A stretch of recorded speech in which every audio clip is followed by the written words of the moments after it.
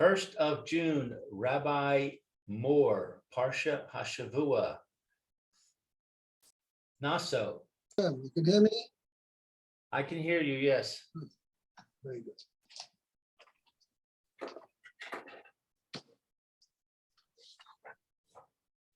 Meir was here this morning, so I don't know where he is now.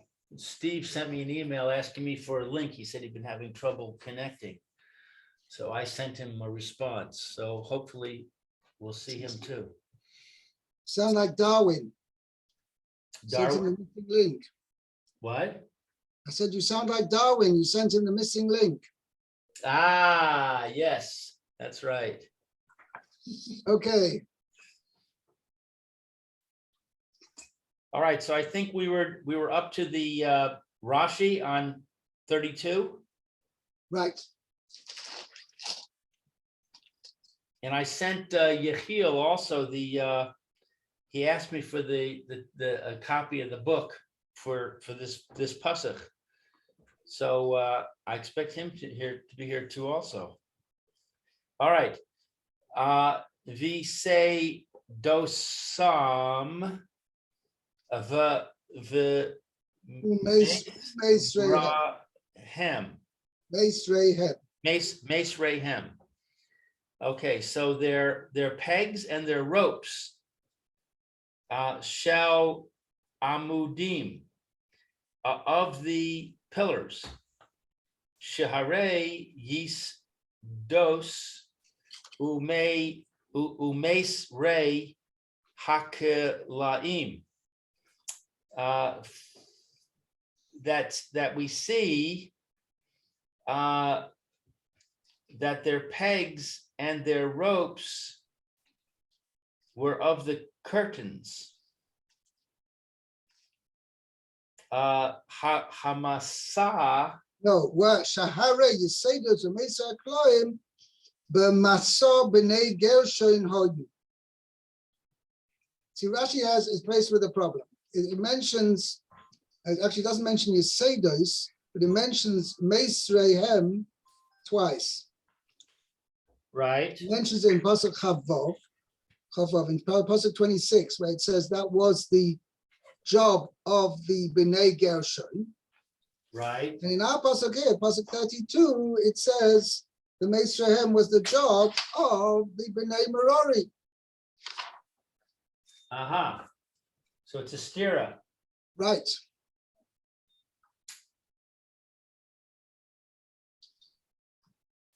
Okay, so he's saying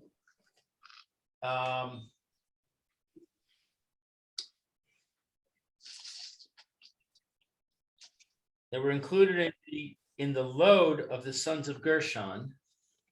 Oh, here comes Steve. Oh, Visedos ume sarim hayu layerios vilakilaim. There were pegs and ropes for the panels and for the curtains. No, yeah, right. Milamata, from the bottom. Shelo Tagbihem haruach.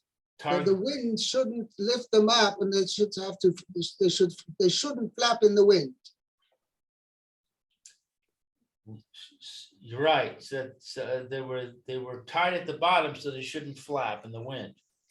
Vi say dos ume sarim hayu la'amudim. And there were pegs and ropes for the pillars. Saviv, all around. Lislos We have to put the bag bahem on my bed. hakilaim, to hang from them the curtains, to hang the curtains from them. Bisvasam on their edge, Bisvasam earlier on their upper edge. Bisvasam ha'elyona, by their upper edge. Bichlunesos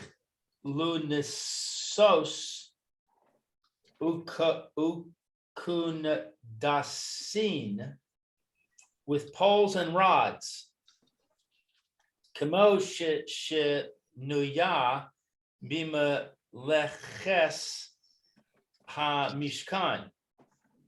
And thus it was taught That's right. in the Brisa Meleches Mishkan, Right. the work of the Mishkan.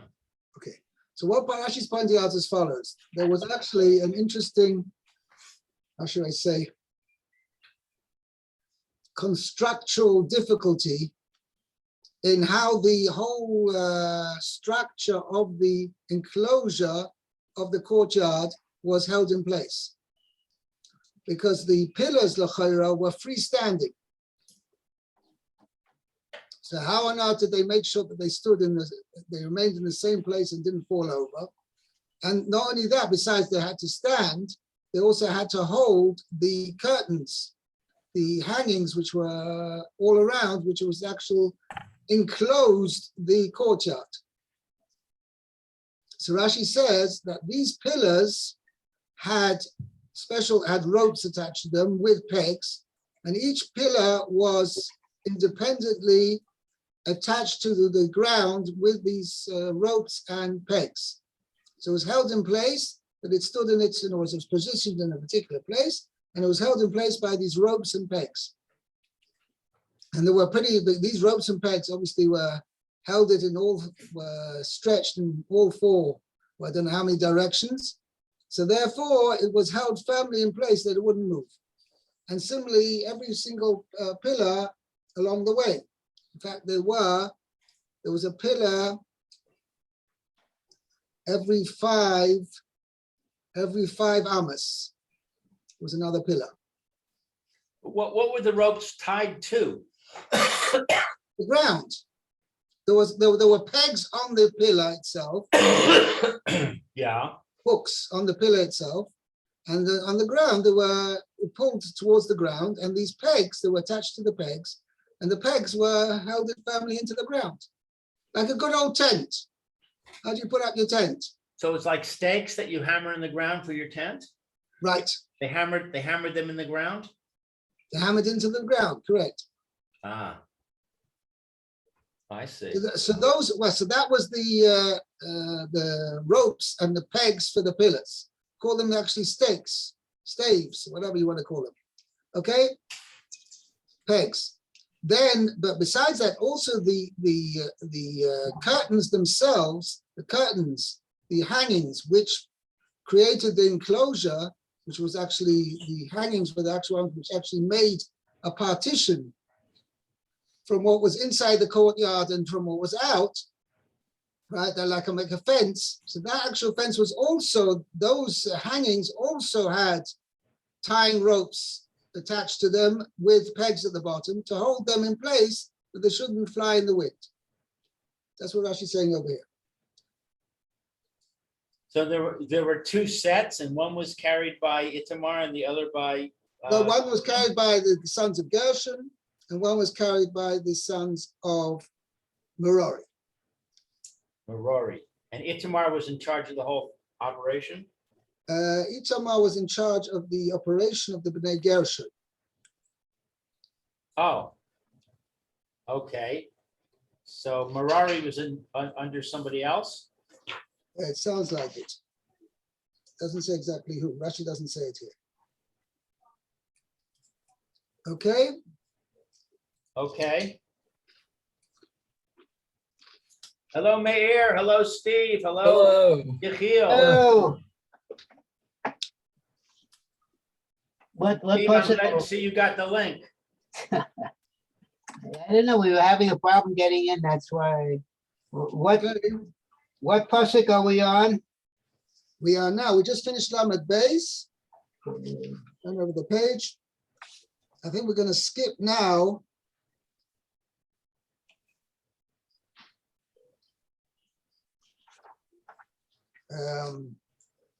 The next Rashi is on 47. Right.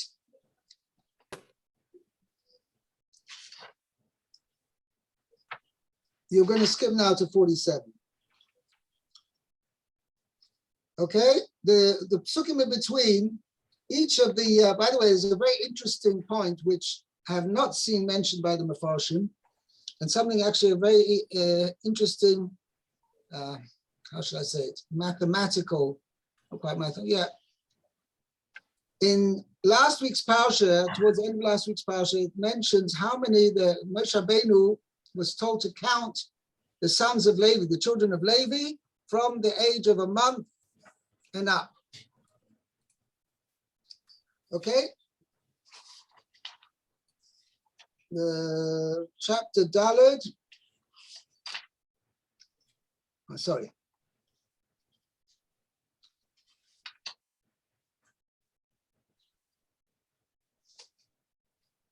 Yeah, chapter Gimel.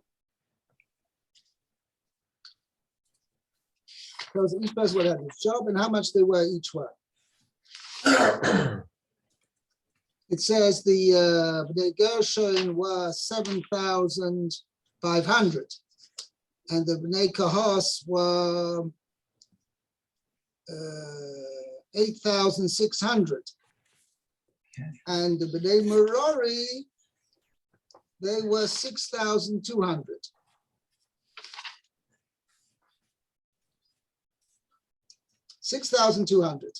Okay? Now this was from a month up without any limit, upper limit, doesn't say. Here, in the psukim in between,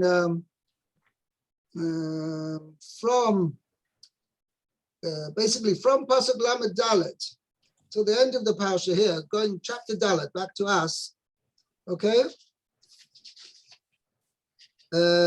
We got from Pasuk Lamed Dalet till the end. It mentions what each one's job was and how many there were between the age of 30 and 50. Even before it says that, the Bnei Kahos between 30 and 50 were, Pasuk Lamed Vav says 2,750. Okay? Now compare 2,700. It also says until 50. Sorry? In Pasuk Chaf Tet, it also says until age of 50. Right. Now that is discounting. All of them. There was no limit. From the beginning, from you had the Pasuk Chav Beis, Nasso that was the commandment. And regarding the Bnei Kahos as well, at the beginning of chapter Dalet, chapter 4, Pasuk says, the Pasuk Gimel, he says, so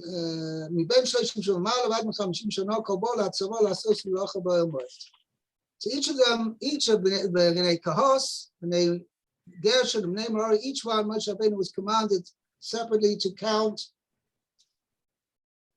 those between 30 and 50, because those men were going to be eligible to do the work in the oil mine. Okay? Right. The kid said, now, I'm just going to compare the numbers over here. So Kahos originally were from the age of a month up, there were 8,600. Okay, write this down, 8,600. And from those between 30 and 50,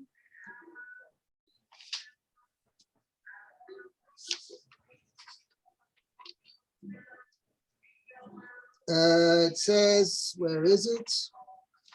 Yeah, over here, Pasuk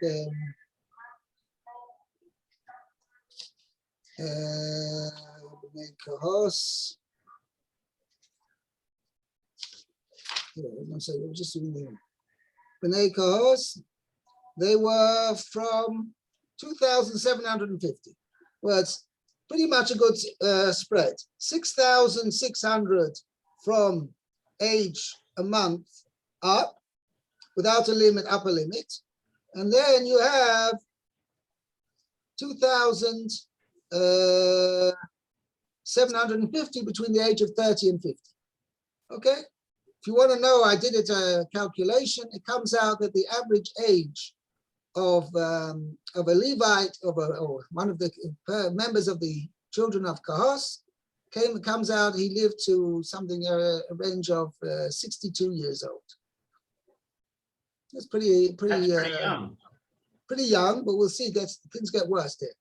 They cost were the ones who were better off. Okay. Then you got Bnei Gershon. It says how many were between 30 and 50?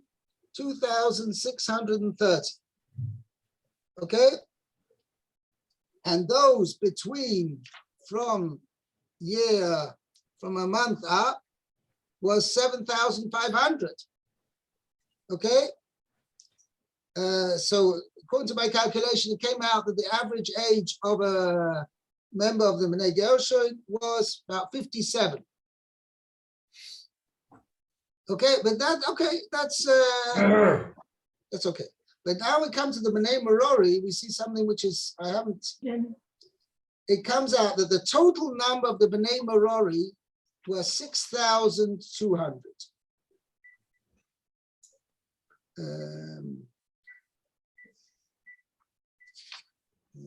As mentioned, 6,200. Chapter Gimel, Pasuk Lamed Dalet.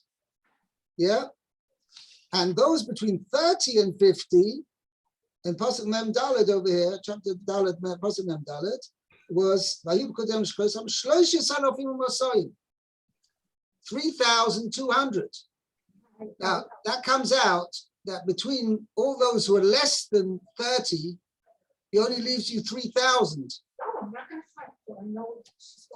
That means that from age 1 month to 30, there were 3,000, and from 30 to 50, there were 3,200. That comes out a major something must have happened there. Because if you go 0 to 30, yeah, you've got 3,000, because 6,200 less 3,200, assuming they didn't live over 50, could have been people over 50 as well. But let's say there were nobody lived over 50, but you still have each year only had about 100 people per year. And between the age of 30 and 50, there were 3,200, which is in 20 years, there's 3,200. It means per year, there were 160. So there's some major discrepancy. There was a baby boom. Sorry? There was a baby boom. On the contrary, there was a baby, the opposite of a boom. No, There were many more per year between the age of 30 and 50 than there were per year from 0 to 30. Right. So what happens is you have a baby boom, like in America, you had a baby boom in the around 1950. So you had a whole bunch of extra people, and that group of people, the baby boomers, of which I'm a member, they moved through the population through the years, so that at one point you had too many people in grade school, and they had to build many more schools, and then they were in junior high school, and then they were in high school, and then they were in college. And afterwards, there was a drop afterwards. Yeah, and now they're all retiring, and then the Social Security is running out of money. That's what they call the baby boom. So it must have been like such a thing, but it's very strange because I don't know if it was like that by any of the other tribes or any other families for that matter. Okay. Anyway, Steve, let's do the next pasuk. Pasuk Mem Zayin. Steve, I muted you. Mem Zayin.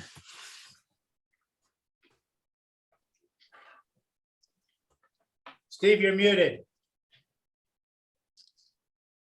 Steve,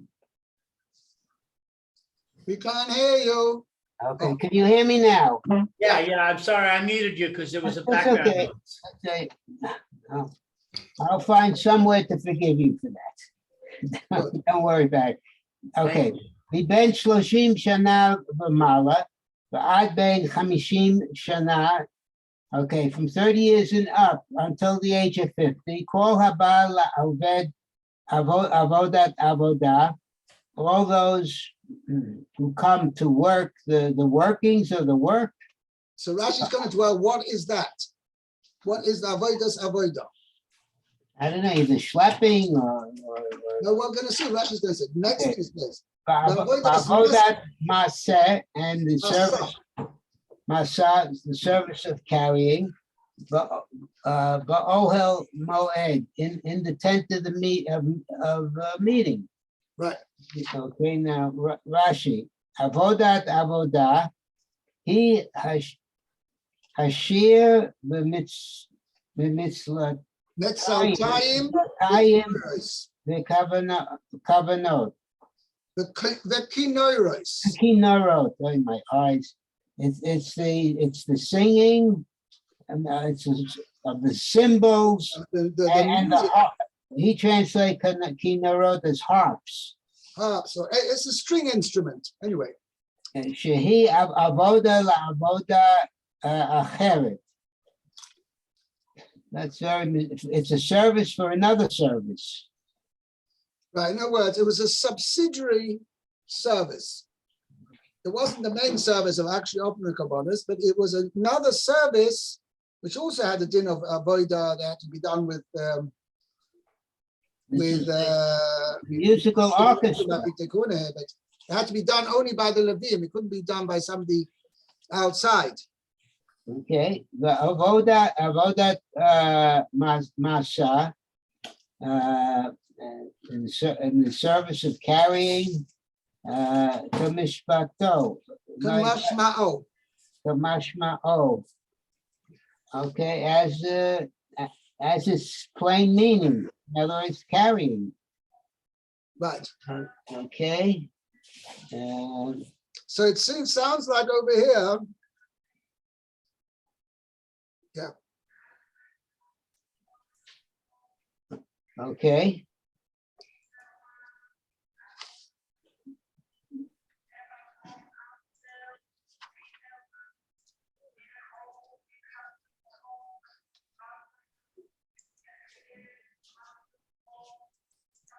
Yeah. Okay, so that's just saying avodah is referring to the music, the musicians. Okay. Okay. Let's continue. Meir, Pasuk Mem Ches. Okay, Memchet. It says, "Vayihiyu pikudehem shmonat alafim v'chamesh me'ot u'shmonim." So let's see, they counted what? Shmonat alafim is 8,580. Correct. Oh, okay. There's no Rashi, so we'll go on. Al pi Hashem pakadotam biyad Moshe ish al avodato bi'al masa'o ufkudav asher tziva Hashem et Moshe. So let's see. Al pi what? Therefore. No, Al Pi Hashem, by the word of Oh, by Hashem. the word of Hashem. Oh, okay. Biyad at the hand of Moshe. Okay.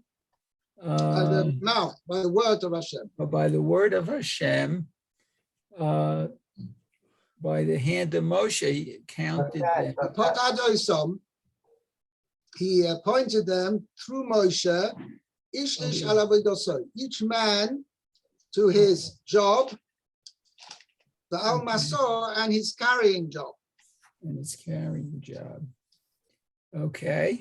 So Rashi says, 1 second, and we have Ufkodov asher tziva Hashem es Moshe, and literally means his jobs, right, or his appointments which Hashem had commanded Moshe.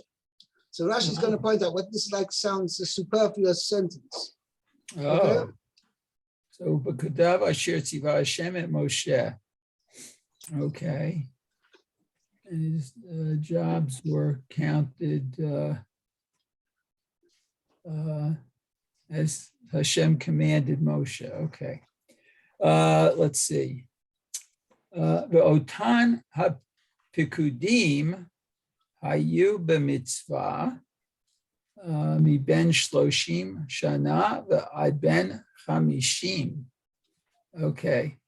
So let's see. Those appointed, Ufkudo means his appointments, the ones who Moshe appointed were Asher Tziva Hashem es Moshe. Those were the ones who Hashem had commanded Moshe to appoint. And Rashi says it's referring to particular as far as their age is concerned. Oh, okay. Okay, so the age, let's see, Hayub b'mitzvah, so we're only in the commandment, and it says mi ben shloshim shana, from the age of 30. And 50. Whichever, all these jobs and appointments which Moshe Rabbeinu made, that each Levite had to have his particular carrying job, those who were appointed were the ones who were within the age category which Moshe Kosh Baruch Hu told Moshe, i.e. between 30 and 50. That's basically the thrust of what the pasuk is telling you over here. Oh, okay.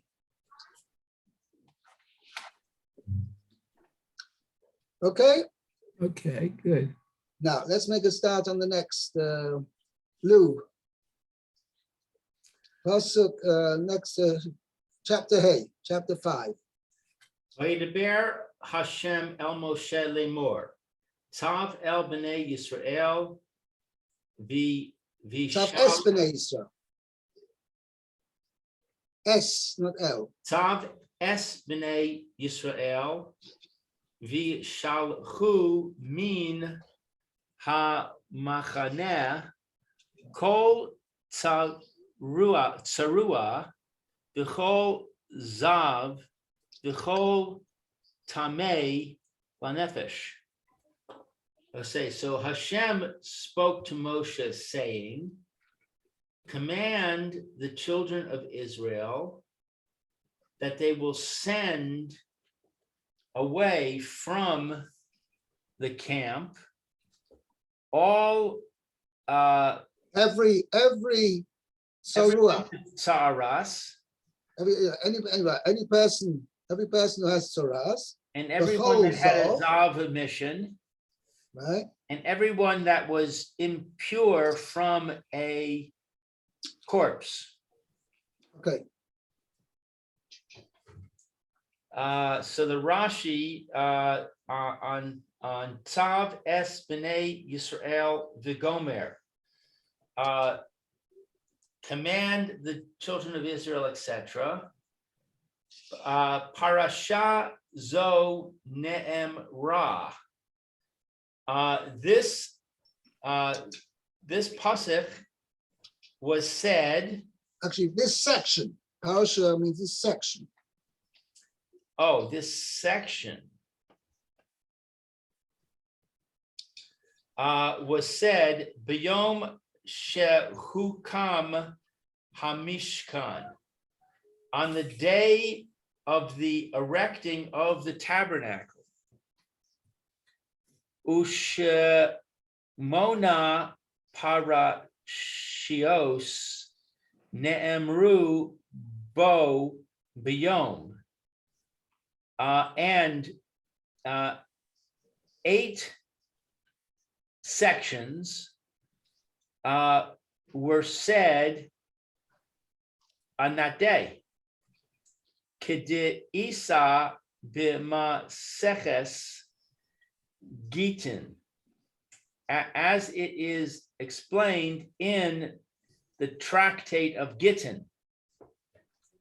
B'perech Ha-Nizakin, in the chapter of Ha-Nizakin. V'shalchu min ha-machaneh, and they shall send away from the camp shalosh machanos hayu sham. There were 3 camps there. Bish'as ha-niyasan, at the time of their encamping, toch ha-kilaim, within the curtains, he machanei shchina. which means the enclosure, within the closure of the courtyard of the Chotzer HaMishkan, that's called Machane Shechina. That's the Kaviyachol, the encampment of the divine presence. Chanias ha-Leviim saviv. The encampment of the Levites surrounded it. Kamo she'meforash beparashas b'midbar Sinai, as it is stated in the Parsha, the section of Bamidbar Sinai. He machane Leviah. That is the camp of the Levites. U Misham, and from there, Va'ad Sof Machane Hadigalim, to the end of the camps of the flags, or the groups associated with the flags. Right. Lechol arba haruchos, in all four directions. He machane Yisrael. That is the camp of the Israelites. Okay. So there's three camps. There were three distinct camps. The camp on the highest level was the Machane Shechina, okay, which was in the within the confines of the courtyard of the Mishkan. Okay, that was the highest level. Then the second level was the camp of the Levites. And the third level was the entire encampment of the Jewish people. Okay, now Rashi goes on to explain who's who, because the pasuk here tells you Kol Tzarua B'chol Zov B'chol Tomei Lo Nefesh. The pasuk defines three different types of people who are Tomei, and we're going to see that each one had a separate law, separate rule with regard to them. Hatzarua, one who has tsaras, nish taleach chutz lechulan, is sent outside of all of them. Anyone who had tsaras had to go outside the entire camp of the Jewish people, all the way outside. Hazav, one who has a zav emission, mutar b'machane Yisrael, he's permitted to be in the Israelite camp. Ume shulach min ha-shitayim, but is sent out from the other two, the two. Meaning from the Machane Shechina and from the Machane Leviah. The tamei lanefesh, and one who is tamei from a corpse, mutar af bishel Leviah. He is permitted even in the camp of the Levites. The eno mishulach ella mishal shechina, but he is not. I'm sorry. The eno Only he's only sent out from the camp of the Shechina. He's only sent away from the camp of the Shechina. Okay, so that's okay. V'chol zeh darshu rabosenu, and all of this is explained by our rabbis. Or the rabbis expounded mina mikros from the psukim, From the Psukim, in Tractate Psachim. Right. Tamei lanefesh. Sorry? Tamei lanefesh. Yeah, I just want to make a point over here. Yes. This Rashi, what Rashi explains over here, there were 3 camps applied when they were in the desert. Okay? However, when they came to Eretz Yisrael, this law applied as well, but with different parameters.